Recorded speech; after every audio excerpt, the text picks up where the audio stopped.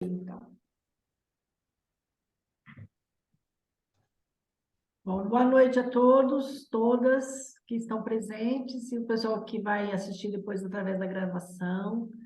Eu sou Maria Menezes, psicóloga, associada da ABRAP, né?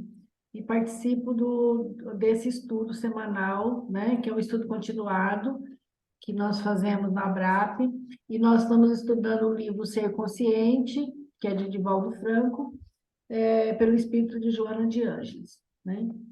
Hoje, nós vamos falar, deixa eu abrir aqui já a tela, nós vamos falar de um tema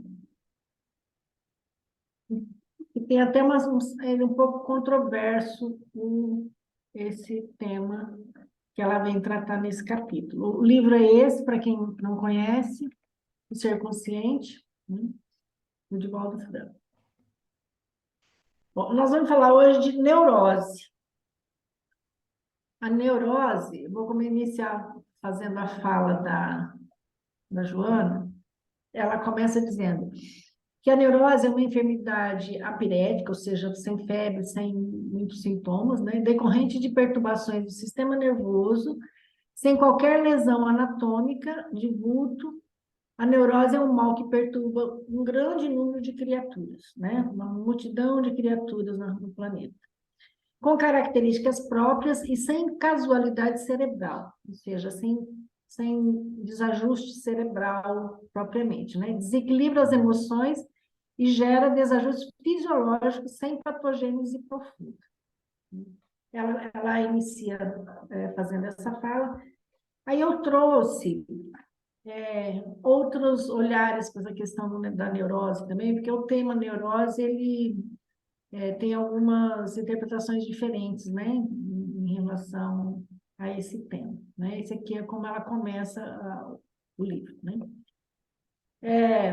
Nesse livro do Paulo Larrondo, na psicologia da seminologia dos transtornos mentais, ele trata a neurose dessa forma. A neurose se caracteriza por dificuldades e conflitos intrapsíquicos e interpessoais que mantêm um sofrimento, uma frustração, a angústia e o empobrecimento e inadequação tanto do eu quanto das relações interpessoais.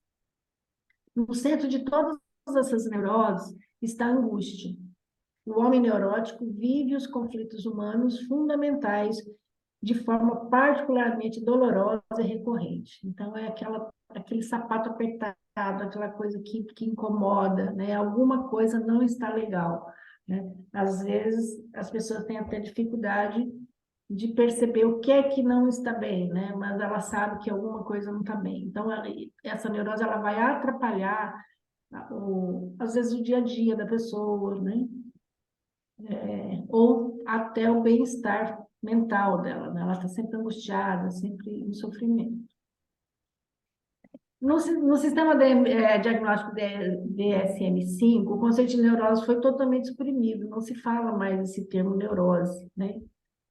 Em seu lugar, eles falam em transtornos mentais menores, né? Como se fossem transtornos mais leves, né? De ansiedade, fóbica, obsessão, compulsivos, os dissociativos, conversivos e de somatização. No CID-10, esse conceito ainda continua, se chama ainda neurose, né? Então, no código F40 até o F48, se fala sobre neurose, são os transtornos neuróticos. Transtornos relacionados com estresse, alguns somatoformes, mas a maioria não, né? A maioria não chega a ser somatizada. Aí eu trouxe alguns, assim, para a gente conhecer. Nós da psicologia já conhecemos isso, mas quem não é da psicologia, talvez seja importante conhecer alguns dessas neuroses. Tem a agorafobia, que é um grupo relativamente bem definido de fobias relativas ao medo de deixar o domicílio, medo de sair de casa, de multidões, de lugar público, e medo de viajar, né, de estar em algum lugar fora de casa, né? Não é tão... Às vezes a gente consegue encontrar até com uma certa frequência esse tipo de neurose. O transtorno de pânico, a característica essencial desse transtorno são os ataques recorrentes de ansiedade grave, né? Que não ocorre exclusivamente numa situação ou circunstância determinadas, mas com fatos imprevisíveis. Às vezes a pessoa está dentro do shopping e entra num estado de pânico, sem nenhum motivo aparente, ela começa a se sentir mal, taquicardia, e entra num estado de estresse muito grande, de pânico mesmo, né? Que às vezes demora horas ou até dias para retornar ao equilíbrio normal, né? Então, esse é o chamado transtorno de pânico. O transtorno obsessivo compulsivo, que é o TOC, né? Que é aquela pessoa que precisa de rituais para fazer as coisas, tem da rigidez no dia a dia, tudo para ela tem que ter um ritual. E em algumas situações, a pessoa ela fica paralisada dentro daquele TOC, né? Ela não consegue fazer nada, porque tudo que ela quer fazer, ela precisa daquele ritual, e às vezes ela não consegue sair daquele ritual. É, Tem o estado de estresse pós-traumático. Esse é um transtorno que é uma resposta tardia de uma situação muito estressante. É comum, assim, às vezes tem algum evento, algum desastre na natureza, a pessoa perde tudo, perde a casa, perde a família, então aquilo é tão traumático, na hora ela consegue lidar aparentemente com aquilo, mas passa um mês, dois, três, aquilo, aí ela começa a ter alguns ataques, alguns pânicos, algumas coisas que tem a ver com esse estresse, né? Que vai chegar meio tardio, mas acaba causando uma perturbação para essa pessoa. Amnésia dissociativa, que é uma amnésia que diz respeito habitualmente a eventos traumáticos também, por causa de algum acidente, alguma morte imprevista, né? E a pessoa esquece, ela perde a memória, ou perde a memória daquela fase, daquela memória, daquele período, e às vezes até perde a memória completamente, né? A neurastenia, que é a fatigabilidade mental, é descrita tipicamente como uma intrusão desagradável de associação ou de lembranças que distraem, dificultam a concentração. O pensamento geralmente fica ineficiente.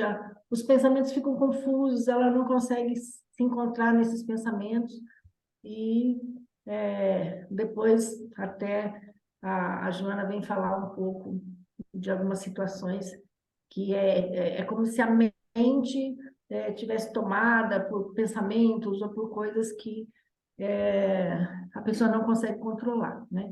É chamada neurastenia. Então, esses aqui são alguns, eu não trouxe todos, para não ficar muito extenso, mas são alguns casos de neurose, né, que são problemas que a pessoa tem, né, e que não chega a ser uma doença é,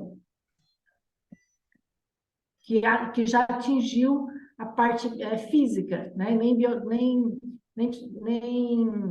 digamos, neuronal, né, da pessoa. Ela é mais um estado mental, né?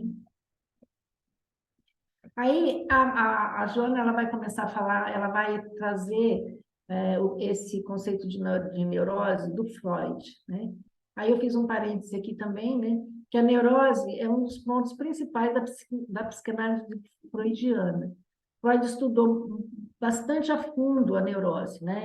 Toda a clínica dele, ele foca muito nessa questão da neurose, embora esse termo não tenha começado com ele, foi bem anterior, mas ele é que traz a neurose, que estuda, que traz os casos, né? Apresenta esses casos e postula uma teoria, né? Bem fundamentada nessa questão da neurose, né? Ele estuda as causas, as características e postula algumas coisas que hoje já se questionam um pouco, essa neurose da psicanálise, né? Original lá do Freud. É importante ficar claro que toda pessoa normal para a psicanálise está na zona da neurose, porém vivendo em equilíbrio, né? Então, para a psicanálise, todos nós somos neuróticos, né? Ou ela é neurótica ou ela é psicótica. Então, nós, tidos normais, né? Nós estamos nessa zona da neurose. Então, nesse nesse conceito do Freud, todos nós somos neuróticos, né? Quando você vai olhar o CID, não, né? O neurótico é aquela pessoa que já tem um certo desequilíbrio, né? Está na zona da neurose, por exemplo, vivendo em equilíbrio com o seu aparelho psíquico, né? Que é o id, o ego e o superego, que é como ele define o aparelho psíquico, né? Que é o consciente, inconsciente e o superego, que é o que vai lidar com o mundo externo, né? Com as regras externas, com o mundo lá fora. E aí, para ele, tudo isso é uma neurose funcionando de maneira harmoniosa entre si, né? E o exterior. As situações patológicas surgirão quando houver um desequilíbrio. Aí a pessoa teria somatização, né? A partir desse desequilíbrio. Para Jung, o Jung ele difere bastante do Freud nesse ponto da neurose. Ele não, embora ele concordasse com várias postulações do Freud, aqui ele vai distinguir um pouco, né? E ele não olha a neurose como uma doença em si, ele olha mais o conjunto do ser humano, né? E ele postula que a neurose ela não é algo só ruim, só negativa, mas que ela também pode ser positiva, né? Que a neurose é uma tentativa natural de mudança de atitude de consciência. Isto é, a neurose é um sistema, ou o sintoma neurótico, é uma tentativa do sistema psíquico se organizar, né? Como até aquele sintoma falasse o que precisa ser curado, né? A psicoterapia seria a possibilidade de restabelecer o equilíbrio da relação entre a consciência e o inconsciente. Ou, de outro modo, o processo de adaptação do ego frente às exigências do mundo e do mundo exterior, né? Lá, essa postulação do Jung, essa forma de pensar, a Joana também, depois, ela não cita ele, mas ela traz esse conceito, né? De que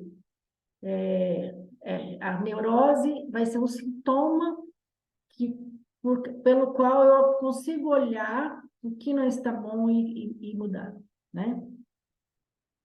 Então, fiz só um parênteses aqui para a gente agora retornar para a Joana, tá? Para ver o que ela fala sobre o tema.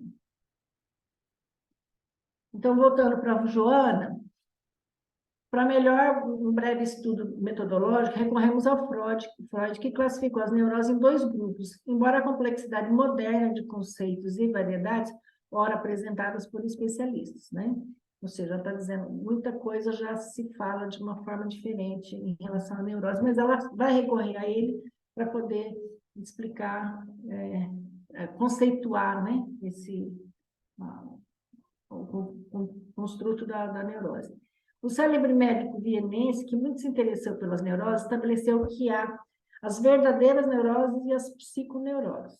As primeiras decorrem de fixação e pressão de vária ordem, desajustando o sistema nervoso sem que necessariamente o lesione.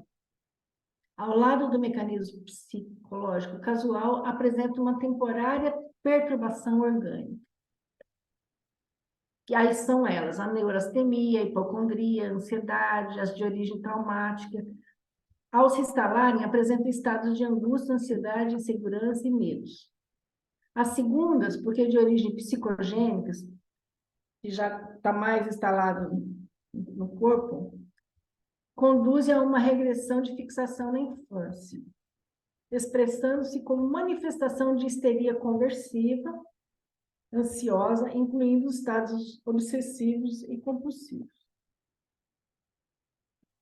As neuroses, por que de apresentação sutil no começo, tiques nervosos, repetição de palavras ou gestos, dependências de bengalas psicológicas, fixações psíquicas que se agravam, graçam na sociedade, especialmente em decorrência das exigências do grupo social e da coletividade, em formas de pressão reais ou aparentes, que nos temperamentos frágeis produzem desarmonia, dando curso a inquietações, às vezes alarmantes.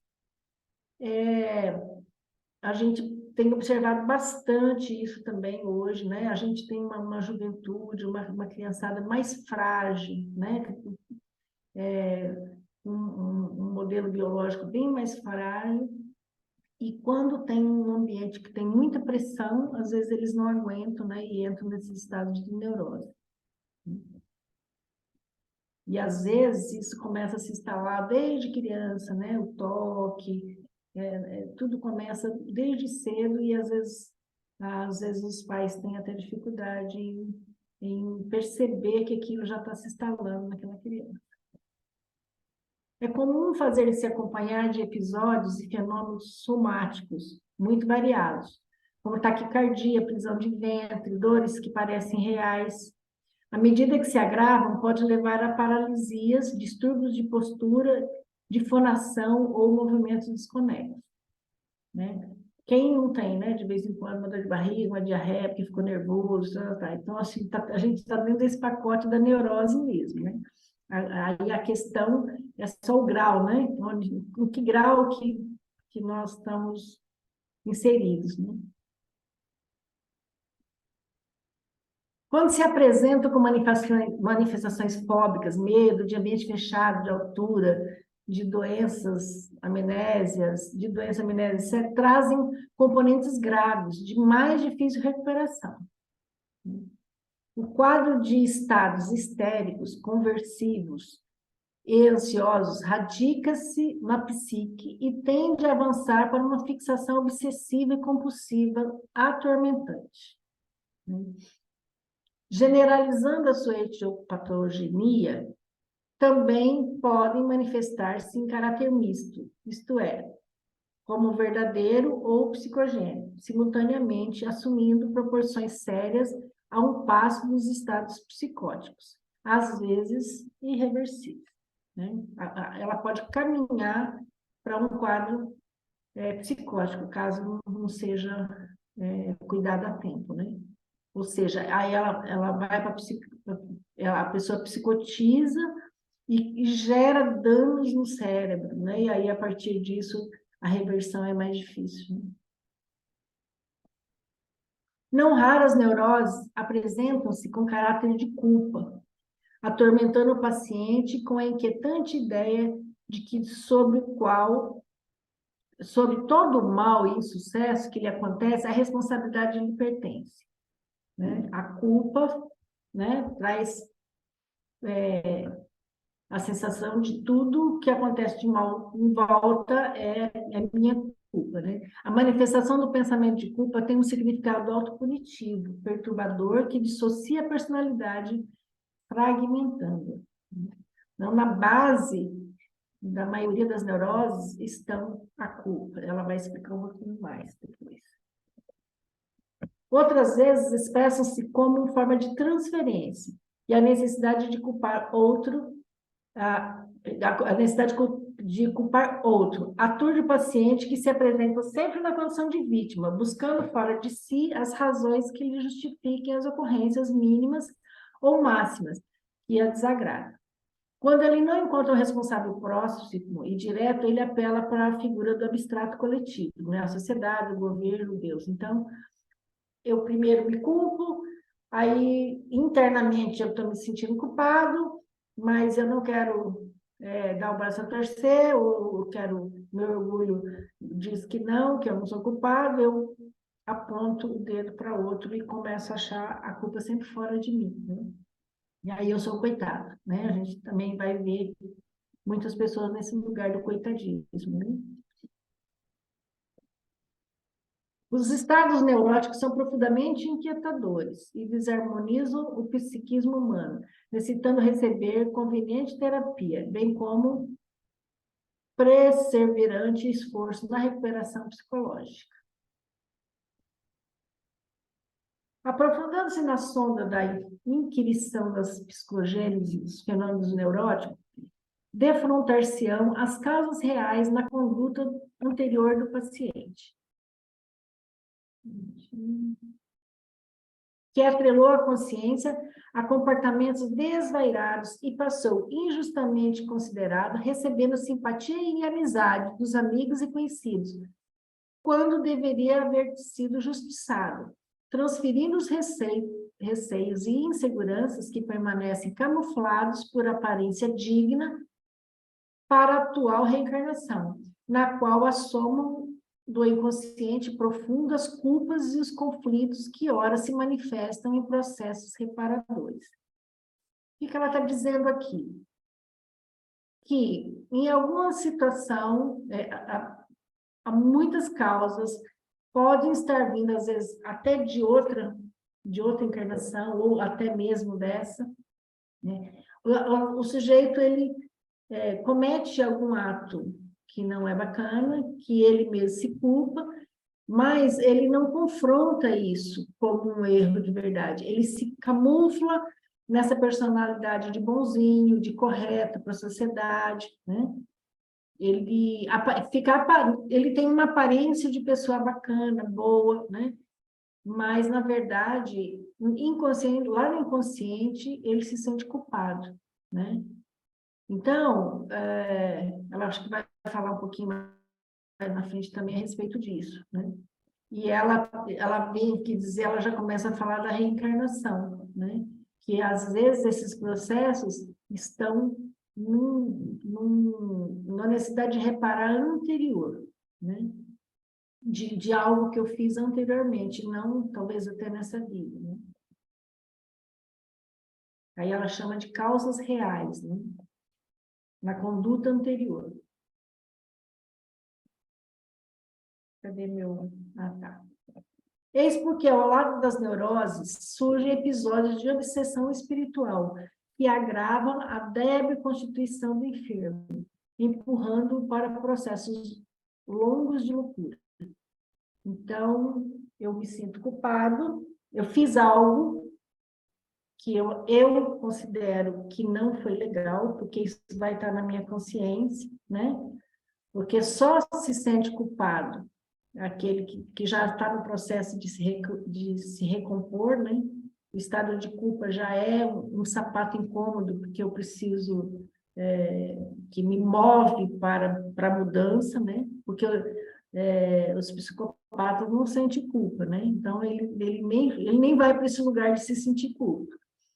Mas quando eu erro, e eu já tenho na minha consciência de que eu cometi um erro, eu guardo essa culpa e começo a sentir, mesmo que eu venha para essa nova vida, sem a consciência a nível de ego dessa culpa, lá no inconsciente, essa culpa vai sempre me acusar, né?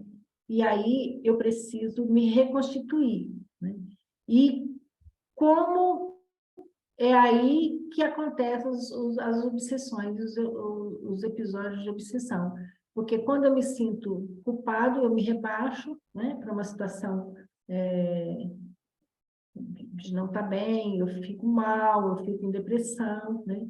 E aí, se eu tenho alguma desavença com alguém, ou mesmo alguém que é algum espírito, alguma entidade anômala, né, como ela chama, que quer se aproveitar dessa situação, ela encontra um ambiente favorável, porque eu não estou bem, eu não estou equilibrado. Então, às vezes eu tenho um desequilíbrio pequeno, né? Vamos quantificar lá, um equilíbrio que fosse 10, né? Mas eu começo a receber influências, né, que vão potencializar essa minha loucura e esse meu desajuste, aí eu tenho dificuldade em voltar à situação de equilíbrio. Assim ocorre porque as vítimas das ações ignóbeis, né, as vítimas lá, ela está falando de outra vida, morreram, porém não se consumiram, ou seja, elas continuam existindo. E porque prosseguiram vivendo, reencontram por afinidade de consciência, de dívida e cobrança os adversários, infligindo-lhe, então, maior soma de aflição, a princípio telepaticamente, depois sujeitando-o pelo controle mental, e ainda mais tarde na natureza física, quando ocorrem as subjugações lamentáveis. A gente tem um caso bem típico aí, que acho que no filme do Divaldo, né? Que o Divaldo, embora seja uma pessoa, né, com tanta beneficência, com tanta, né, um espírito assim que a gente sabe que é um espírito mais elevado, mas que ele sofre uma obsessão, ele tinha um obsessor, né? Por muitos anos ele sofre influências desse obsessor, a ponto de uma vez ele quase se suicidar, né? No livro que conta a vida dele, traz essa história, né? Embora ele fosse uma pessoa, né, já bem consciente, bem esclarecido, esse obsessor conseguia influenciar ele a ponto de quase ele se suicidar por dar cabo na vida dele por causa de uma subjugação, né? Quem assistiu o filme do Divaldo traz essa história, na história dele, isso aí. E muitos outros, né? Que a gente, nos livros espíritas, se fala muito sobre a obsessão. No livro dos Espíritos, no capítulo 9, tem 99 questões falando sobre a intervenção dos espíritos no mundo corporal. Então, assim, eu recomendo quem não conhece, quem gostaria de conhecer um pouco mais, como que é essa relação, né? Como que quem está nessa dimensão sofre influência da outra dimensão e como que essas duas dimensões se relacionam, né? E aí, nessa questão 459, os espíritos, é perguntado pelos espíritos, os espíritos influenciam sobre os nossos pensamentos e ações? Né? E a resposta é, a esse respeito, a sua influência é maior do que vocês podem imaginar. Muitas vezes são elas que vos dirigem, são eles que vos dirigem. Né? Então, assim, sim, sofremos influência o tempo todo, a ponto de, em alguns momentos, a gente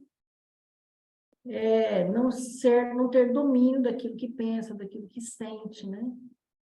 Então, ela traz esse conteúdo. Se alguém quiser conhecer mais, no Livro dos Espíritos, são 99 questões, então, assim, é uma coisa bastante importante para o Kardec ter direcionado 99 questões a respeito desse tema, né? E aí esclarece bastante como que essa relação acontece. Né? Aí ela retorna no raciocínio dela. A consciência inquieta, que reflete na psicologia do indivíduo, os estados neuróticos, encontram-se vinculados a acontecimentos pretéritos negativos com o infeliz. As moléstias, particularmente na área da psíquica, instalam-se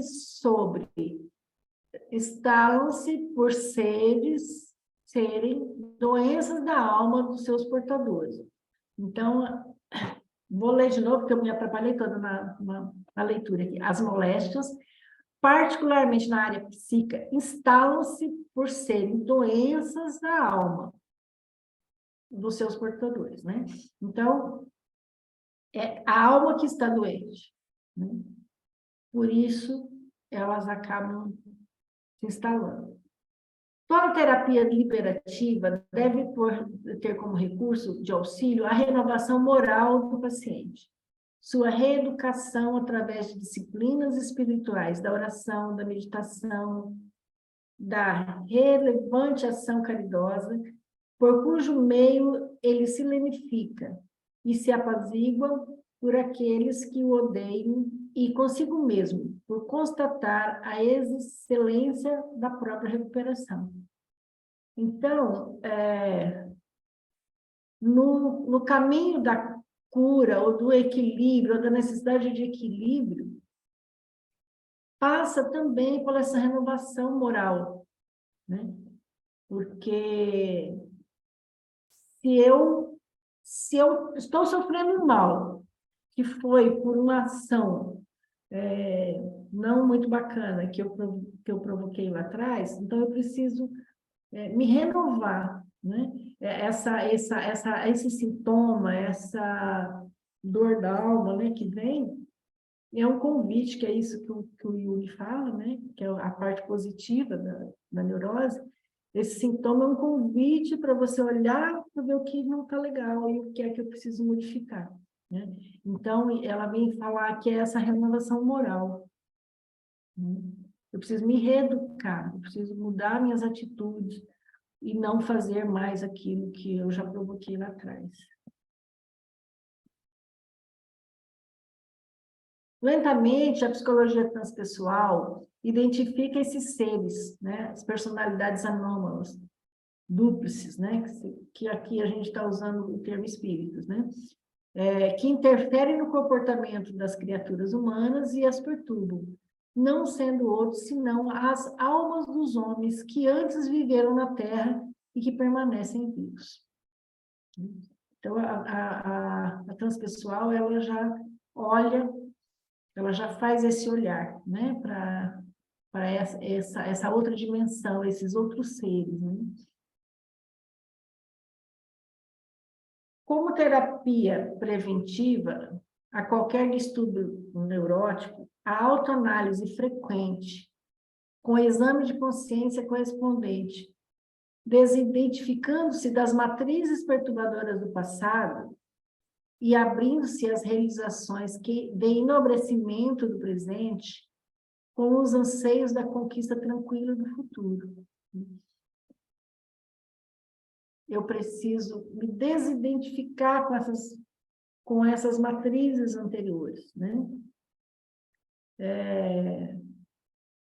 Eu faço um entendimento aqui, assim, é você compreender o que se fez, perdoar-se por ter feito, né? Compreender essa lei do amor e do perdão, né?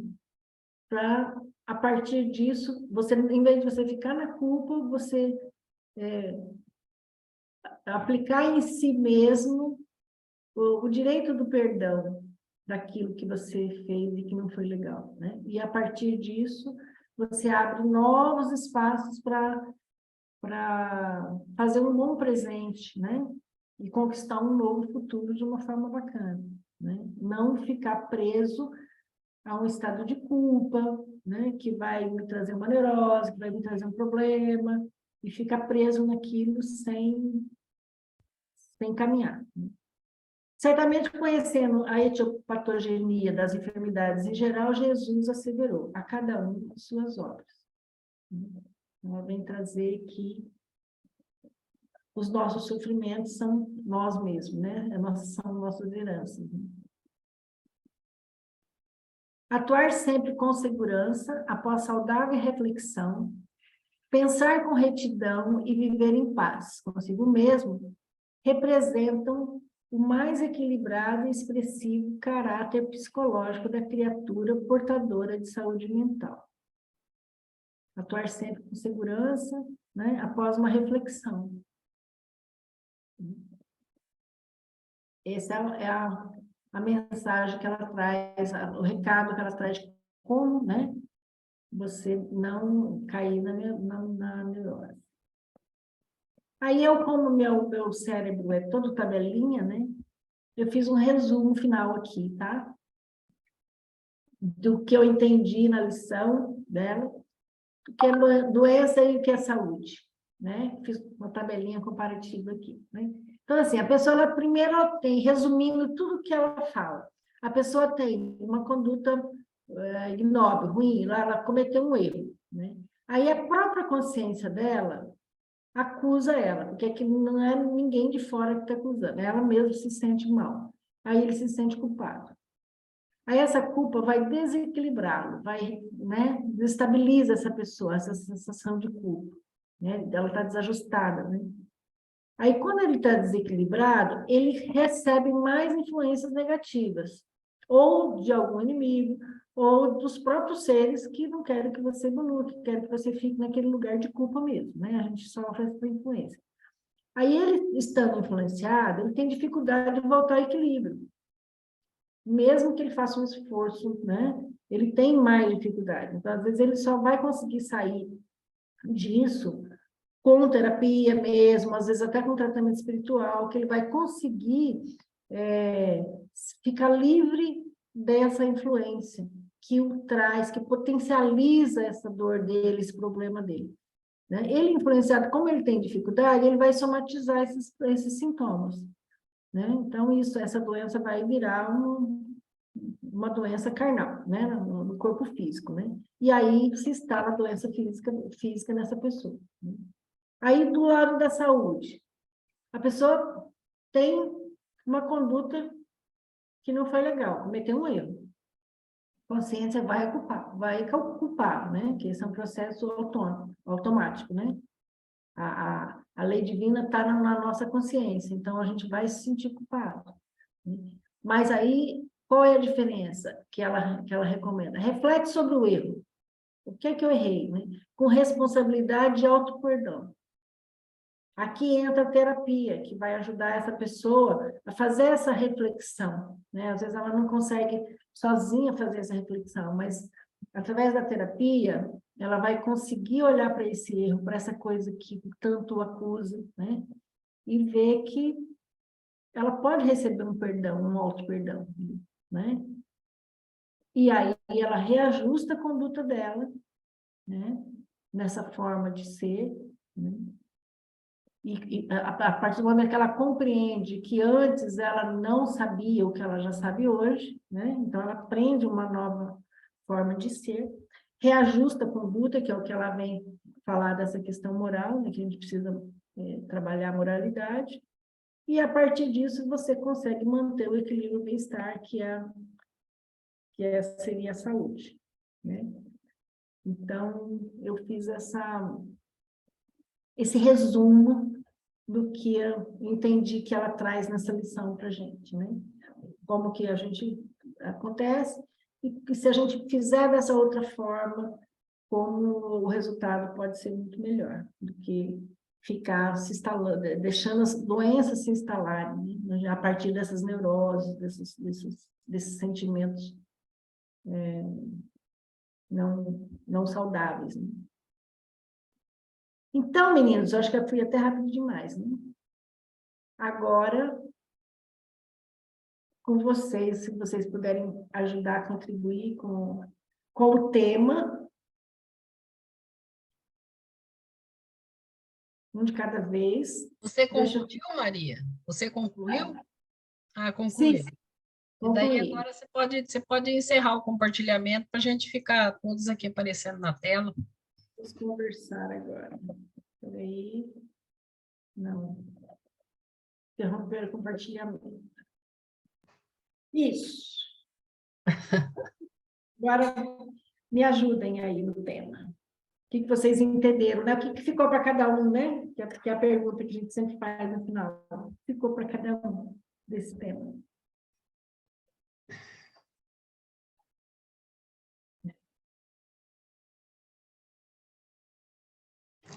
Que eu concordo com o Freud. Eu concordo com o Freud. Todos temos, sim, neurose. Eu concordo com ele. A não ser, assim, seres de luz que são, assim, gatos pingados na humanidade, né? O que fica para mim, assim, eu concordo, sim, com o Freud. Em algum momento a gente está nessa neurose, né? Com um grau menor ou maior. Não, às vezes não no nível de uma psicopatologia, né? Mas sinais, alguns sintomas, né? Todos nós temos, né? Se a gente partir do entendimento de que a neurose são distúrbios do ego, né? E todo mundo lida com esse ego danado, que é nosso amiguinho, mas também que se a gente deixar ele toma conta, né? Vamos ter, né? Vamos ter alguma coisinha aí desse ego, por conta das nossas vidas transatas, né? E aí vem, em algum momento, né? Ou já tivemos, ou temos, ou teremos alguma complexo de culpa, né? Então, assim, se é a raiz a culpa, né? Em algum momento, que seja em, sei lá, variados graus, a gente vai ter aí, no mínimo, sinais, né? Alguma coisa, sintoma, traços, né? A maioria é assim, né? E muitos têm já o transtorno mesmo, né? E aí esses precisam de mais cuidado. De repente até medicação, né? Por que não, se tiver grave, e a psicopatologia e o kit inteiro de tratamento, né? É, qual que é o kit inteiro, né? O que tem, É, exatamente. porque aí seria, sei lá, Terapia. uma avaliação neurológica, psiquiátrica, tratamento com psicologia, né? Ciência da psicologia, tratamento espiritual, terapias integrativas, tudo que contribui, né? Se vocês lembrarem de mais alguma coisa, tudo que contribui, né? Por que não utilizar? Se está disponível para a humanidade, né?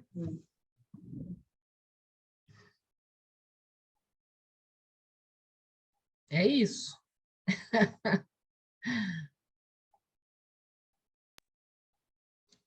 Ela tentou falar, mas aí não saiu o som dela.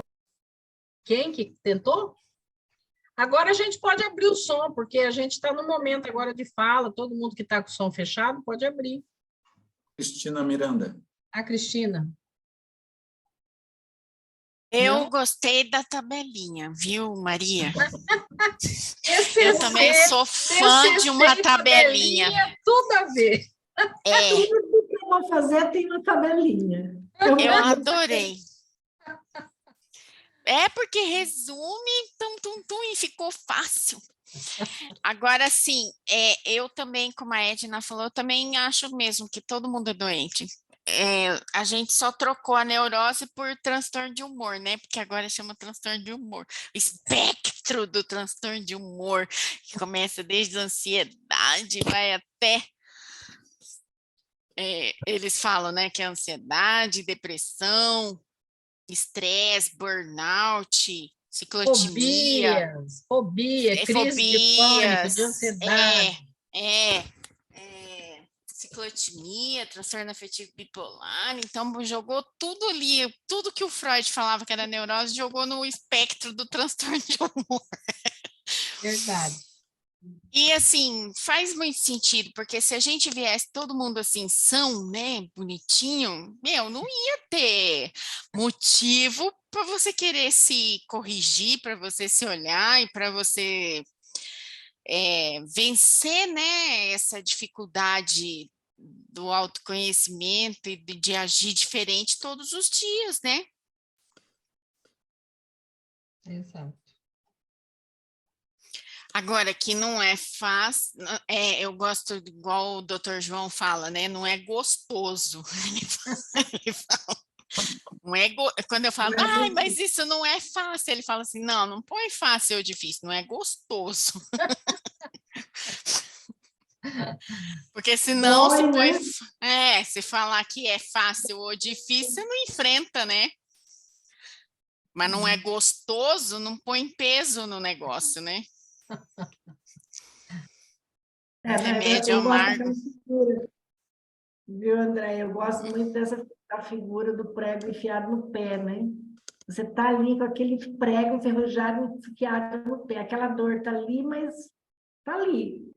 Aí a hora que você fala assim, eu vou puxar esse prego, dá um medo, né? Dá um medo danado de tirar esse preguinho do pé aí, porque vai doer mais, né? Então, a terapia né? A terapia ou essa mudança de consciência é um pouco assim, né? A gente tem um medão danado de sair daquele lugar que a gente já conhece, né? Mesmo que seja sofrido, né? Tá ruim hoje, mas eu já sei o nível de ruim que tá, né? E se na frente eu ver pior. Se eu puxar esse prego, o que é que vai vir, né? Então, melhor ficar no ruim de hoje, que eu já... como que é? O doutor João fala assim também, né? Alisando as minhas falhas, acariciando as minhas falhas de caráter. Olá, Catiúcia, seja bem-vinda aqui. Vou desmutar aqui. Boa noite, gente. É que eu cheguei atrasada aqui, Sem problema. mas Sem fui problema. ouvindo. Denilce, Quem não falou ainda, tem alguma palavrinha? O que ficou para vocês? Concordando com a Andrea, a tabelinha muito clara. Eu sou uma pessoa que eu preciso do visual para eu entender melhor, então é ótimo. Foi muito bom esse esquema que ela fez. Lembro também da Ângela, que às vezes, enquanto professora de matemática, ela é dona também de fazer os esquemas, né? E aí, quando ela falou, eu fiz uma tabelinha, lembrei da Ângela. Mas aquele resumo, aquele comparativo ali ficou muito bom.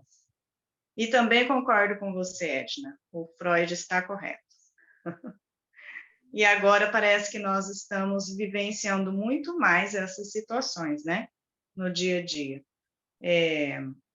Não sei se é porque é mais falado também, né? Nos transtornos, como a Andrea falou, hoje se fala muito em transtorno, mas a gente vê muito essa situação no ambiente de trabalho, né?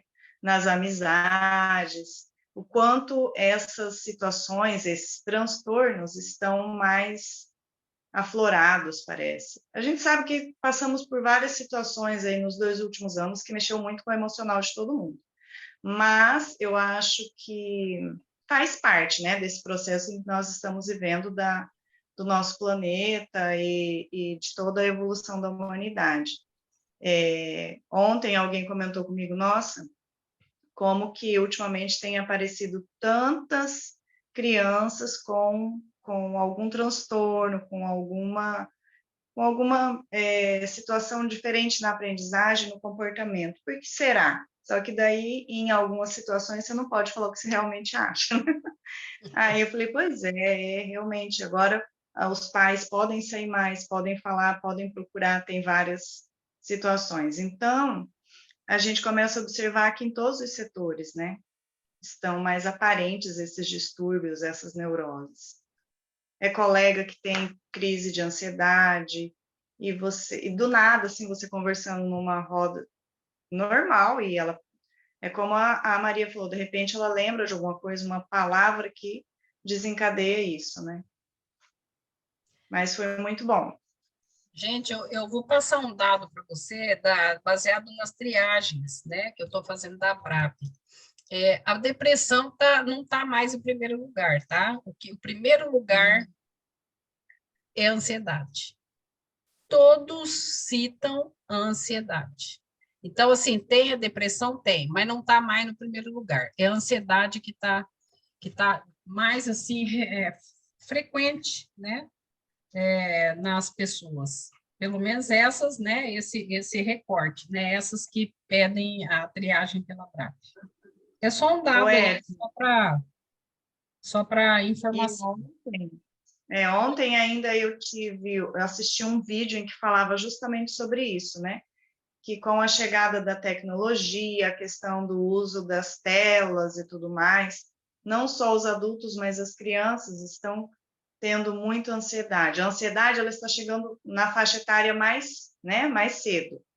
Então, tem todo esse conjunto de situações, né? A tecnologia que está aí sendo usada muitas vezes sem o equilíbrio, sem o controle, né? E que está causando nas crianças já quadro de ansiedade e que, consequentemente, no ambiente familiar, com certeza isso acontece, porque eu principalmente, na minha função, eu vejo que a criança é fruto do meio, né? E que, então, é uma prática do meio, esse uso das tecnologias. É algo normal, que está em todas as idades. Se na casa tem várias faixas etárias, todas elas usam largamente, né? Indiscriminadamente. Até ontem, nesse vídeo ontem, a pessoa citou um livro muito interessante que fala sobre o equilíbrio desse uso, sabe? Patica. Quem é que falou comigo? A Renata. Eu. É que, assim, Joana diz que tem um livro chamado Vitória sobre a Depressão, da Joana, que não é da coleção, né? Não é da série psicológica, em que é muito interessante, porque ela fala da depressão e também fala da ansiedade nesse livro. E ela diz assim, que a filha predileta da ansiedade é a desesperança. Porque a ansiedade é um avançar do medo do futuro. Né? Por que a pessoa fica pensando muito que vai acontecer alguma coisa? Porque ela sai do controle da sua vida. Né? E aí gera o quê? A desesperança. Então, eu acredito que até tenha subido muito em termos quantitativos, né, a questão da ansiedade, muito pela questão do período pós-pandêmico também, né, que as pessoas começaram a cair mais a ficha de que a gente só tem o hoje mesmo, né? Que tudo pode mudar numa fração assim de minutos, segundos, então isso desestabiliza, né? E aí gera ansiedade. Então, o que eu vou fazer do meu futuro? Então, como é que eu vou planejar as coisas? Né? Eu não tenho controle de nada, né? Eu estou à mercê da natureza, da sociedade, das pessoas, na família. Então, é lógico que esse pensamento pode não correr no nível consciente, mas ele fica a nível inconsciente, né? E aí é que vem a ansiedade, assim como Joana fala que a filha dileta da depressão é a rebeldia, e a filha dileta da ansiedade é a desesperança. Tem muito sentido, né, Renata? Porque é um dado concreto, né? E agora você, com essa informação desse livro, faz muito sentido, que realmente, né? Então, assim, vem como sintoma. Às vezes não é tão consciente para cada um, mas quando a gente, na triagem, pergunta, né? De todas aquelas listinhas que tem, aí outros, né? Que até lá na listinha não tem ansiedade, outros, né? Aí a pessoa, eu pergunto, ansiedade, todas falam que tem, impressionante. E é isso mesmo, de repente é por conta que está muito recente ainda para nós, né? A gente foi muito recente, tem o quê? 2 anos, né? Muito recente. Então, as pessoas, elas estão ainda, né, nesse resultado aí, desse acontecimento, né? Mundial. No final do primeiro ano da pandemia, já existia alguns artigos científicos, algumas coisas assim, em que os especialistas estavam dizendo que a terceira onda, tem a primeira onda, a segunda onda, a terceira onda desse período pandêmico seria os problemas de saúde mental.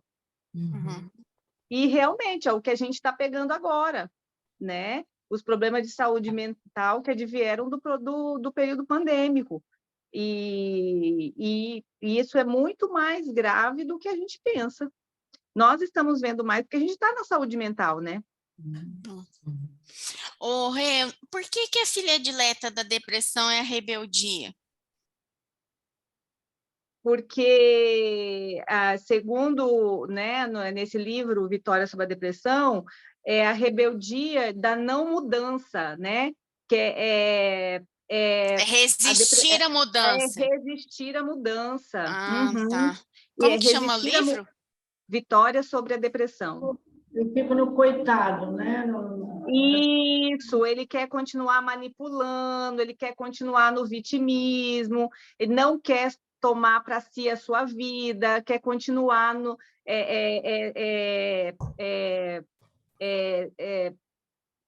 quer continuar manipulando o seu círculo, né? Da sua relação familiar, a sua relação social, né? Então, aí, a Joana diz, é um refúgio, a depressão é um refúgio para a não mudança. Tem um... sentido também. Tá saindo o som, gente? Vocês estão me ouvindo? Sim, Catiúcia. Sim. Então, tem um psicólogo que eu acompanho um pouco o trabalho dele, não sei se vocês conhecem, que é o Léo Frain. Não conheço. Vocês conhecem? Não, eu não conheço. Então, e ele tem batido bastante nessa questão do uso exagerado de telas. Então, vem muito com o que a Renata está falando aí também, né? desse período de pandemia. Então, assim, a gente tem desde as crianças, essas crianças que nasceram nesse período ou que estavam numa primeira infância nesse período de pandemia, e agora a gente está enfrentando com elas essas situações de ansiedade, muita ansiedade, né? Porque elas já nasceram e foram obrigadas praticamente a ir para a tela, porque, por exemplo, quem morava num apartamento e não podia sair, a opção que tinha era essa, né? E fora isso, a vida já vinha assim, porque as pessoas precisam sair para trabalhar, e esses filhos vão ficando em casa e às vezes babá também acaba colocando na tela, enfim. E esse psicólogo, ele traz assim dados, gente, é que eu não sei olhar, que eu queria abrir meu Word só para eu dar uma lida para vocês esses dados sobre que ele traz, que são muito recentes, sobre o que o uso exagerado de telas, de todos os tipos de telas, tem ocasionado, e ele chama de demência digital. Não sei se vocês ouviram esse termo.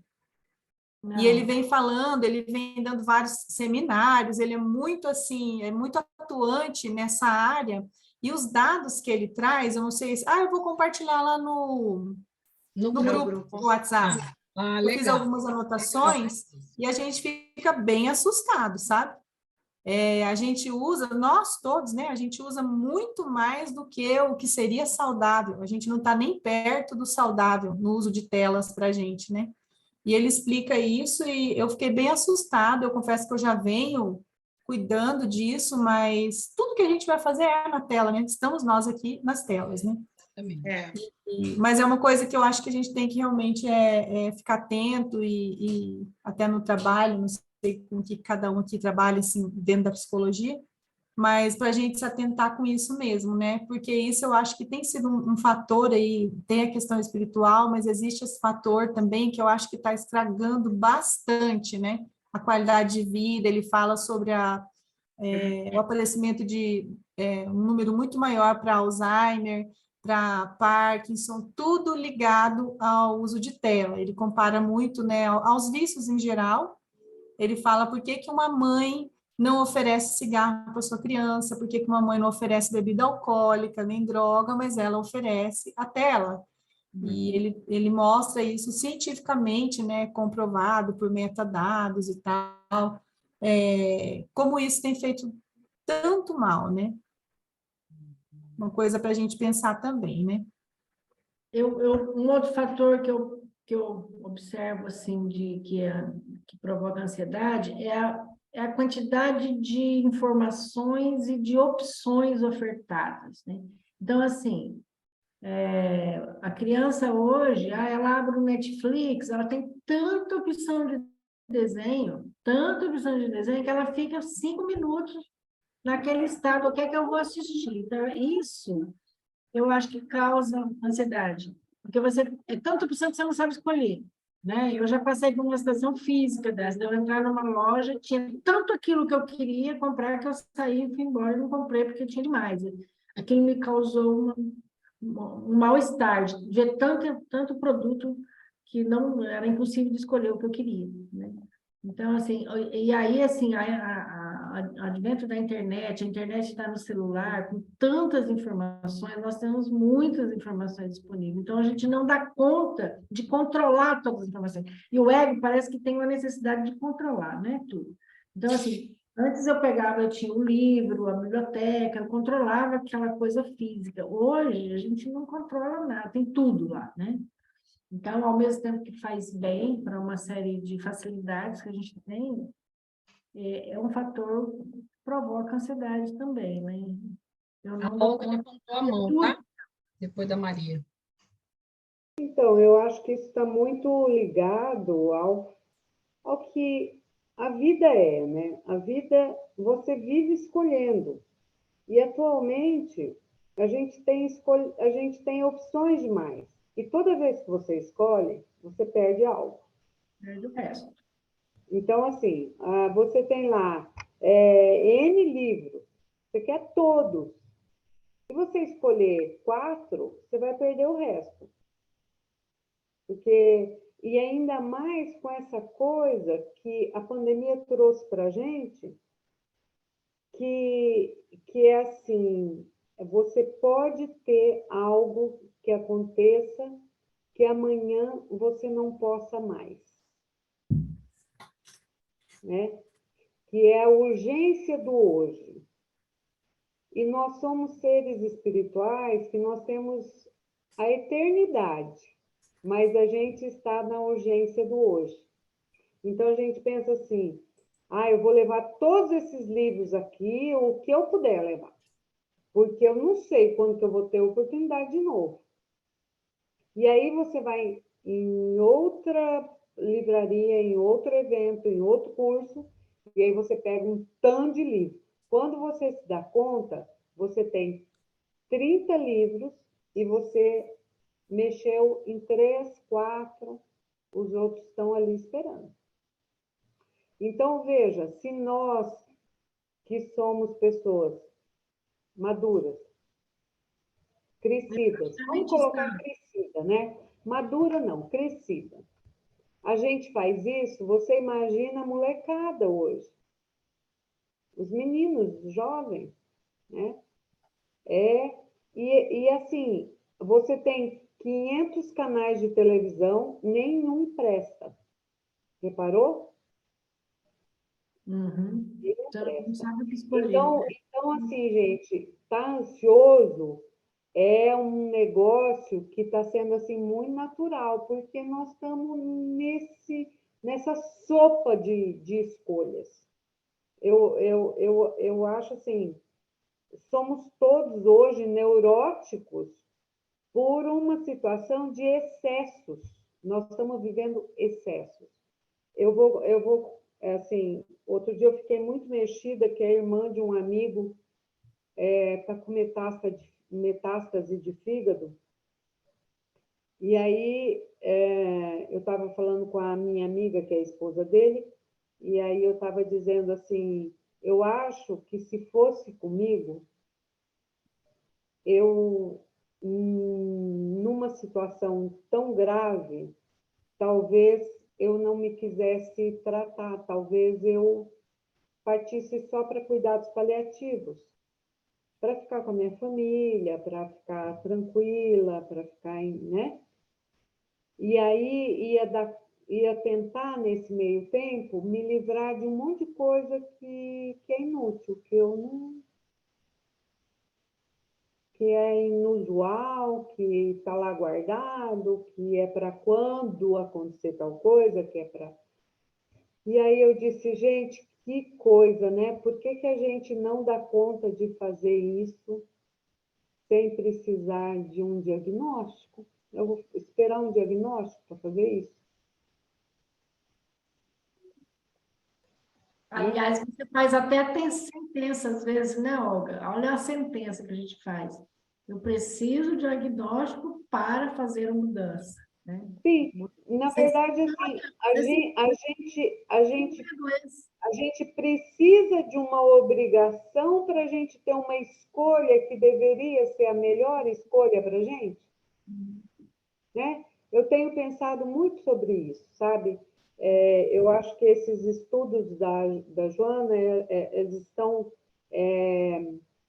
me alcançando numa profundidade que eu mesmo estou ficando meio assustada. O preguinho está saindo. Hã? É o prego que está saindo. Então, menina, credo, inflamou aqui, Maria. O prego está saindo sozinho. Situação. Ai, Olga, deixa eu te falar. Ó, tem alguns canais que prestam sim. oi, Renata. Ó, tem alguns canais que prestam sim, viu? Eu sei que Olha, até... o History 2 é fantástico, menino. Passei esse final de semana, assisti um monte de coisa. Manda aí no privado, Renata, manda do Tá, vou te privado. mandar. Nossa, tá com uma programação maravilhosa. Manda lá. Tá Obrigada, bom. Renata. Murilo? Então, olhando para o texto, né, para a apresentação, na hora me veio assim, na prática clínica, quando o paciente está na nossa frente, não é tão ruim que ele sinta essa inquietude, né, sobre todo o mal e sobre o insucesso, porque a gente está dizendo que ele se afastou da psicopatia. A questão é a gravidade, né, é o nível, a graduação dessa culpa, né, para a estabilização desse ego, para ele poder seguir nesse aprofundamento do autoconhecimento. Então, essa foi uma coisa que ficou.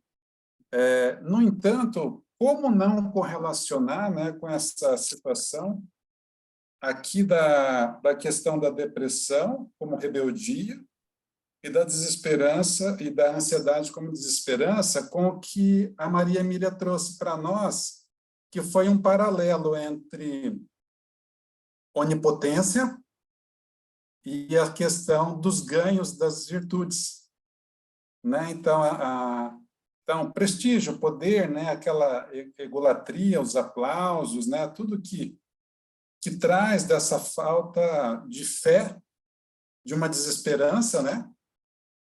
Então, assim, a gente vai anotando aqui as aulas passadas e lembrando também da última, que trabalhou os mecanismos de defesa desse ego. Então, quando a gente olha a sequência do livro, a sincronicidade das palestras, a questão da prática clínica do dia a dia, e a gente olhar, tá, o meu corpo, a minha consciência. Quem está decidindo dentro de mim, quem está escolhendo dentro de mim, é meu ego. Só que, quando eu estou escolhendo, estou dizendo não, eu lembrei de uma coisa que eu sempre falo para os colegas quando eles se perdem na promiscuidade. Escolher faz parte da vida e escolher de verdade, você tem que dizer não. Você disse sim para uma companheira e disse não para as demais que poderiam ser candidatas. Você não entendeu esse processo quando você casou?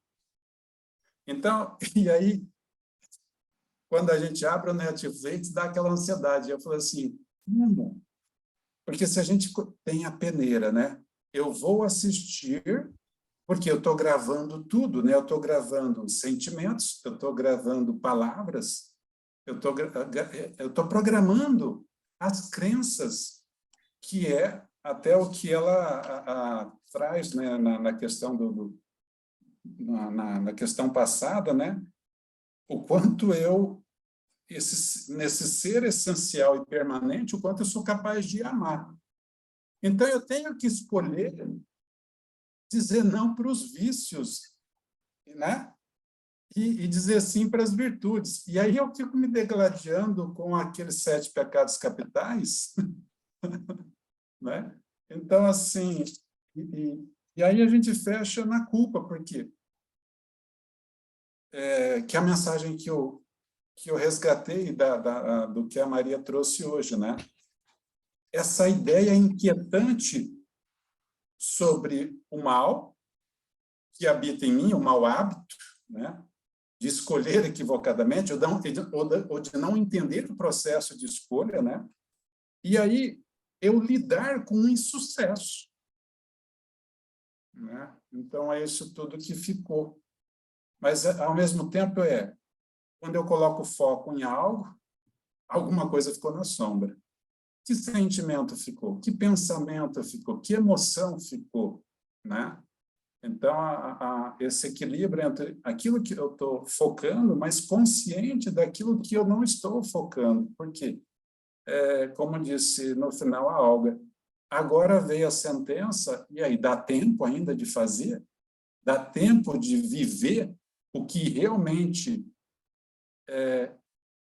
eu vinha me impedindo de olhar, porque, na verdade, eu estava escolhendo os prazeres que a vida proporciona, ao invés de olhar para a minha essência, né, do meu espírito, que estou encarnado na busca de angariar sempre virtudes, abrindo mão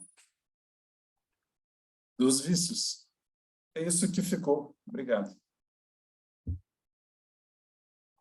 Cristina, tem contribuição?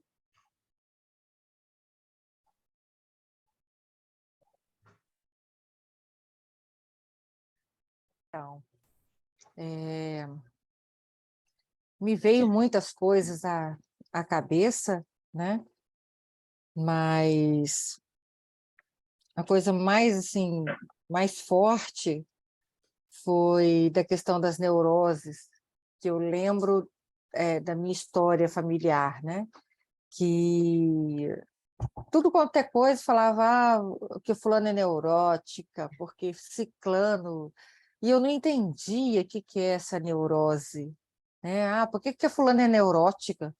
Aí uma vez me chamaram, eu era pequena, adolescente, me chamaram de neurótica, porque eu queria arrumar a casa, deixar tudo arrumadinho numa praia, a gente estava na praia, né? E eu queria organizar tudo, deixar tudo arrumadinho. E me chamaram de neurótica, eu fiquei, mas que diabo é isso, né? Que é isso? E eu lembrei disso quando você falou, Edna, que todo mundo é um neurótico, realmente, né? Neurótico e doido, todo mundo tem um pouco, né? E isso na psicologia, né? Lá atrás, quando eu estava na faculdade, essas coisas eu perguntava ao professor, mas o que é ser neurótico, né? O que é? O que está escrito? Onde está escrito? E eu fui ver o DSM-4 na época, hoje é DSM-5, né? E tem todas aquelas coisas. Eu falei, gente, mas será que eu sou tudo isso? E a gente ainda tinha aquela ideia de que a gente é tudo aquilo, né? Por ser neurótica. E foi muito interessante o estudo, o aprofundamento, porque isso sempre me incomodou muito, né? Eu não gosto quando chamam uma pessoa de neurótica, pejorativamente, a gente escuta muito isso na nossa sociedade, né? Porque tudo é neurótico, porque fulano é neurótico. Generalizam uma coisa assim tão séria, né? Uma coisa tão... Então foi muito bom ter visto hoje, Maria, toda aquela definição, né? De relembrar toda essa definição para que a gente até se sinta mais fortalecido na hora de falar alguma coisa, né? Quando eu chamo alguém de neurótico, né? E me veio tudo isso, sabe? Da Maria estava falando, me veio toda aquela lembrança do passado de quando me incomodou, né? Mas é isso. Muito E legal seu depoimento. tem uma... Só um minutinho, Oi? Média.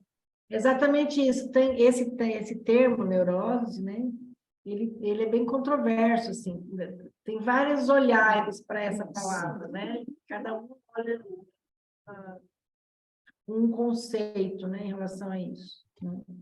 E as pessoas não compreendem o que é a neurose. Não compreendem e usam indiscriminadamente a palavra, né? Para tudo que não está dentro do que acha que é certo, ou conforme, né? Usam a palavra porque é neurótica, fulano é neurótico. E me parece, pelo seu depoimento, Cristina, que você, quando fez aquele ato, você estava na sua espontaneidade, né?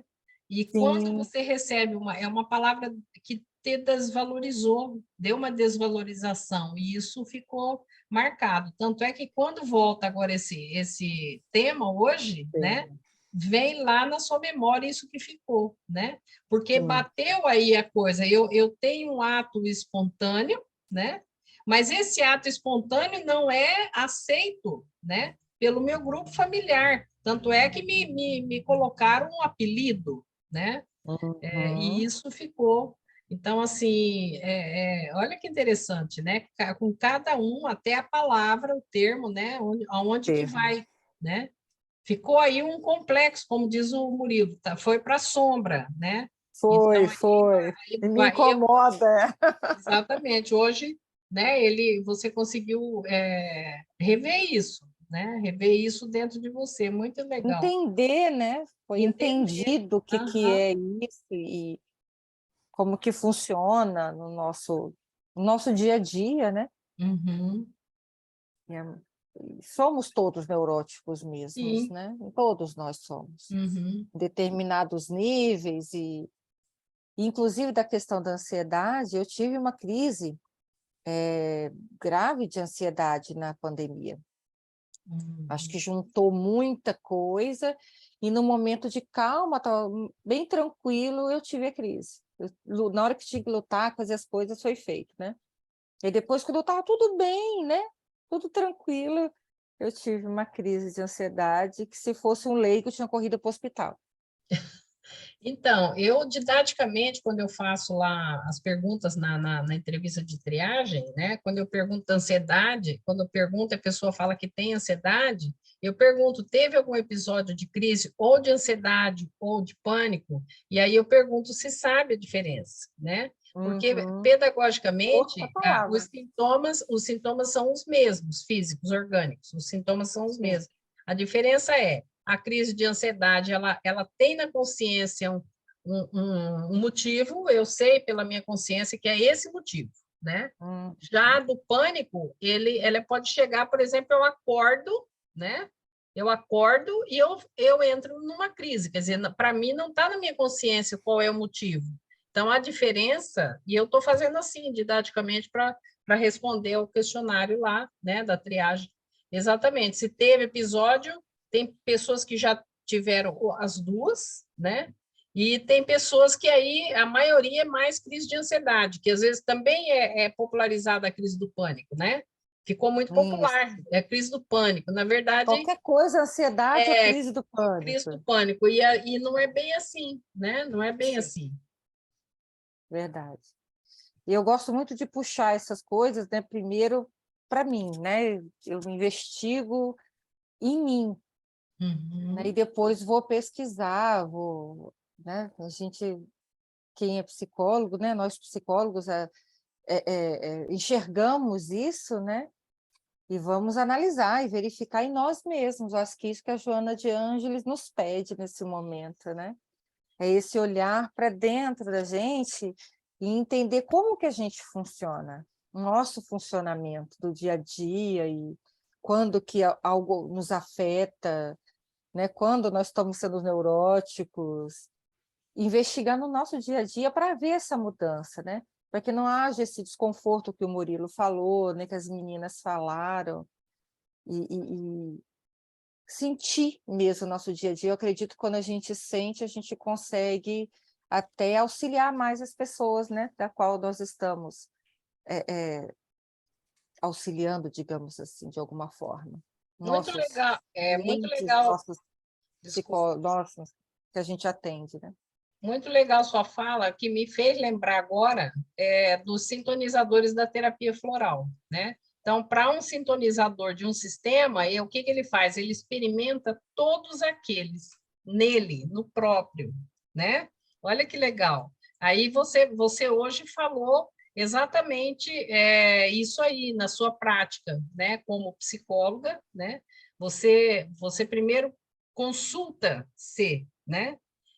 Para poder saber aquilo, o que faz sentido para você, né? Muito legal. Eu lembrei aí dos sintonizadores dos sistemas florais. Bem legal. E aí, Maria? Tá fechado o seu som, Maria. Algo mais, pessoal? Alguém quer contribuir sobre o tema? Ficou bom para todo mundo? Poderíamos encerrar?